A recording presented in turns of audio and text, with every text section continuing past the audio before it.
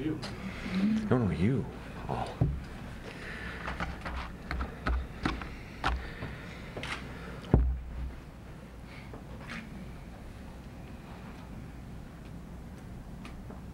Okay. First and foremost, we would like to reiterate that we do not believe a government shutdown is necessary and a tax increase is not necessary. We've presented the governor with a balanced budget that includes a 6% growth that funds our priorities, funds, in some cases, we've actually compromised to fund his priorities. We've done that in a balanced approach. We did that in a timely manner. And we wish that he would spend more time discussing the budget with us than planning for a shutdown or negotiating a Viking stadium. We think that from the beginning of this week, we'd hoped that there would be some more constructive. We were still waiting again on our offer in education, the courts, and public safety. We believe that that is an earnest offer that has not either been accepted or, I guess, turned down, so that maybe it's an optimistic thing to say it's still out there. But we just don't believe that a tax increase or a government shutdown is in any way necessary. Citizens of Minnesota, when you tell them this is the biggest budget in the state's history, very quickly respond by, well, then why do you need more? Why do you need more money? Business owners all across the state are looking at where they're going and what the uncertainty of the federal health care legislation with tax increases and are just waiting, holding pat. And we do not need them to be sitting quietly on the sidelines or waiting. We need them to be fully engaged and expanding. So that, Mr. Michelle, Senator Michelle. Mr. I don't think we can actually reveal where Senator Koch is. No. She's close by. She might have had a bit of an ankle injury, but you'll see her soon. Thank you, Mr. Speaker. I guess responding to today's and yesterday's activities, what we wish and what we call for is that we hope the governor will spend more time with legislators and less time with lawyers. We think the governor should spend more time on the budget and less time on the Vikings. There's no need for a shutdown. There's no need for a tax increase. And he should call us back into special session. We have laid out a calendar for the month of June that includes a special session at the end of this month. He should call us back. He should call us back. Rather than running to the court, rather than sprinting to the court, we should get our work done. We should get our work done on this budget. There's still time. We have offered a K-12 bill that is at his number, 21st century, nation-leading education reforms. Let's sign that one. Let's sign that one. We've offered public safety. Let's get this started. Let's get this budget started. Rather than this court and lawyer circus that distracts and takes him and takes, frankly, you away from job number one, which is getting a balanced budget signed by July 1st. There's time to do it. We have a Legislative Commission meeting today with Commissioner Showalter. That's at 11:30. We have a meeting with the governor this afternoon at 3:30. So we're going to keep rolling up our sleeves and working on this budget and keeping it out of court. Well, I just want to briefly comment about the recommendations by the governor for a shutdown.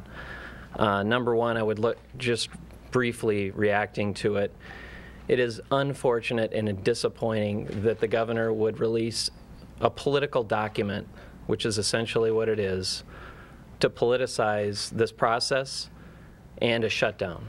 We believe the shutdown is unnecessary. It is completely preventable within the budget that we have, and it involves tens of thousands of hardworking Minnesota employees and also the people that utilize government. And I just point out three areas. Education, he's proposing not paying schools. Healthcare, he's proposing not paying providers.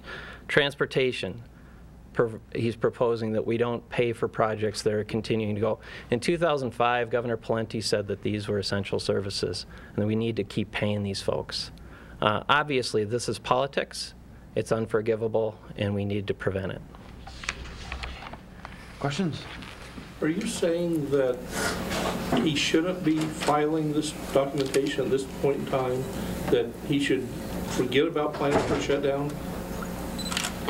Well, I mean, what I would say, Don, is that the level of planning that's gone into this, if we would have had the same level of discussions on the budget, I think we probably could be done by now.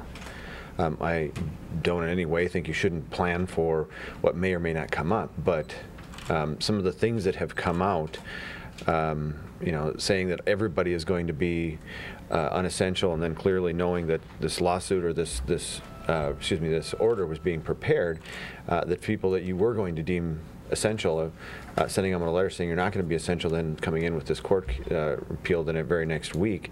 I think that's where Representative Dean is talking about how this is maybe a political document versus a serious request. So he should plan, but we should spend far more time figuring out our common areas. Quite frankly, I don't think you guys have reported yet. We've been watching, following you all very closely where the $1.8 billion in cuts are going to be, where the $1.8 billion in spending is going to be, or if it's actually $2.5 billion, $2.4 billion in spending, because the surcharges weren't in that May 16th document, but are included in his budget. So we may be $2.4 billion apart. Those are questions I think we should have answered before we start down this path of spending a lot of time on political documents versus what we have left to finish. It's June 16th, sorry. I wish it was May 16th. June 16th is tomorrow's start of what we could believe would be finishing up the session. We presented a framework, a budget framework on how we could negotiate these bills, and then a special session date. If that's not acceptable, then tell us what is. Do you have specific reaction to the plan? Say the number of state workers looks like about 13,000 would remain on. Do you have thoughts on that? No, again, you can plan for what would happen if shutdown came. To get into the minutia, how many numbers and where. I think that's where it looks more political than it does process. We're still focused on negotiating the budget. That's our job before we get to July 1st, is to get a budget done. So, from my perspective, I think we should be far more focused on that than on how many. Some of your staffers have been commenting about, say, the governor's residence staying open in particular. Well, I was in with these two guys talking about this in our budget negotiation, so I haven't heard about our staffers saying that. But I think that's a great question for the governor, what he deems essential and not essential. That's not what we're not the ones that put together this order. He did. Say a little more about why it would help the cause of negotiations if you had more detail from the governor on the spending side of his proposal. Well, again, from a standpoint of, from our perspective, we know a little bit from where his budget came in, but he's proposing another $1.8 billion, and if it's a priority, then we'd be willing to either make a reduction in another area or to prioritize what we have, from our budget to meet his. Education's a great example. We met his education target. Now he's moved the goalpost, or moved the football a little bit with another $128 million, which he says will come from spending cuts. So actually, his spending cuts are now $1.928 billion, but we don't know.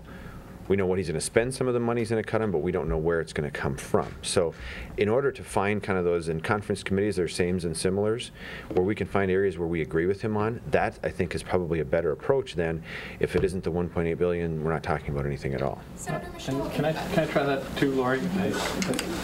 Speaker did a good job, but we can't pass a press release. The legislative process doesn't allow for that. We might actually be interested in that, but we can't pass a press release. We need to pass bills. And so we have 8 or 9 budget bills. That's hundreds of pages. And so for us to work with and come to an agreement with the governor requires a lot of details and a lot of specifics and a lot of work from various agencies and commissioners. And so a press release that talks about a framework, that talks about some kind of a compromise, doesn't lead us too far down the path of an actual bill. And so that's what we've asked for. We know that the DFLers and the legislature were very reluctant to carry the governor's original bill. It's not clear to me that they would carry this bill, if it could become a bill, if it had specifics to become legislation. That's what we're asking for. What we have put together and laid on the governor's desk was very specific. He had some reservations about it, clearly. But I think we're looking for the specificity that legislative work requires. And it would certainly reveal some more about where the governor's priorities are and where we can meet him and where we can disagree with him. Senator Michelle, I think the message from the Republicans in the Senate just a couple days ago was the governor needs to be more transparent about his shutdown plans, and what I'm hearing today is this is too much. And then you also talked about the circus of lawyers, but isn't the Rules Committee having a meeting tomorrow to possibly join the litigation? So We can't do anything as a Senate without taking some procedural actions in the Rules Committee. So that's what tomorrow's meeting is about. But the again, I think it goes back to the Speaker's comment, Rachel. There has, again, you talk about the lack of specificity in the governor's budget framework. I mean, look at all the specificity we just got this morning about his court-ordered shutdown. I just think we need to spend more time on the basics, on the fundamentals, and on preventing a shutdown. That's what we're asking for. I'm sorry, I must not have been clear in my question. I think Senator Koch said a couple days ago that the governor should be more transparent about his shutdown plans. And aren't you saying he's talking too much about the shutdown plans? We welcome his transparency, and I think we'll find out more at 11:30. But just to follow up on the Senate Rules Committee, though, tomorrow they're meeting to discuss a resolution authorizing Senate intervention into temporary funding litigation. So aren't you we couldn't also, even consider that kind of intervention without a Rules Committee authorizing it. So there's no specific action that's been. It's just allows us to even take up the issue, to even talk about it as a body. So is it not your plan to intervene? We don't have a plan at this point. are you guys going to move on money at all before June 30th? I mean, I would say, Tom, we've met the governor's number on nearly 50%. Global target, are you guys going to move at all on money before June 30th? Well, I guess move in the idea of, are we going to vote for a tax increase? No. But we have moved on prioritizing meeting the governor's priorities on education, on the courts, on public safety, the kids, the courts, the cops, and agriculture. Don't forget the crops. We've agreed, and we've moved to the governor's funding targets on those areas. Where we're having difficulty now is the only way we could go through that was through his veto letters and his budget targets that he presented back in February. What we found out with public safety is the veto letters aren't comprehensive. It was off by 100%. It's actually $61 million in objections, not $30 million that we presented. So it's difficult for us, if not frustrating, to come and meet him at a target when we don't know what the target is. And on education, the target moved. His budget target then became different when he added in another $128 million that he wasn't getting from revenue or a tax increase, he was getting from spending cuts. So we have done what we believe is pretty fair and very, very comprehensive, complete offer on nearly 50% of the budget on the money. The policy is a different problem, but I would say that right now the money seems to be what he's focused most on. So we are saying, here's 50% of the budget. We've met you at the budgetary number. The policy stuff, to Senator Michelle's point, we've got to get started on that as well, because if there was to be an agreement on here's the number and here's where we're going to go to divide up the pie, there's a lot of policy stuff, and it's going to take quite a bit of time to negotiate as well. So you answered Tom's question on the revenue. He asked you, I think, twice about whether or not you'll. We're not going to vote for a tax increase. I mean, we've been very clear on that. Tax increase, but other revenue options. Well, I mean, the governor hasn't presented us anything But else. would you vote for it? Isn't that sort of the key? One's at 36, 37, you're at 34? It is literally impossible for me to say, yes, I'll vote for anything without seeing what it is. The governor has presented us with a straight-up tax increase on small business owners and Minnesota residents when other states across the country are cutting taxes. That is an uncompetitiveness from our standpoint, so we are not interested in voting for a tax increase. That's all he's presented to us. We've presented our detailed balanced budget to him. Anything else is asking questions about us asking or answering questions about what ifs, and if the governor doesn't offer a what if or a scenario, it's literally impossible for us to respond. The Constitution gives the legislative branch another option in this situation, and that's to try to override a veto. Are you pursuing that at all? Well, I mean, I think there's a lot of sensible Democrats out there that would say, you know, the largest budget in the state's history is enough, but I don't know that their leadership would allow that.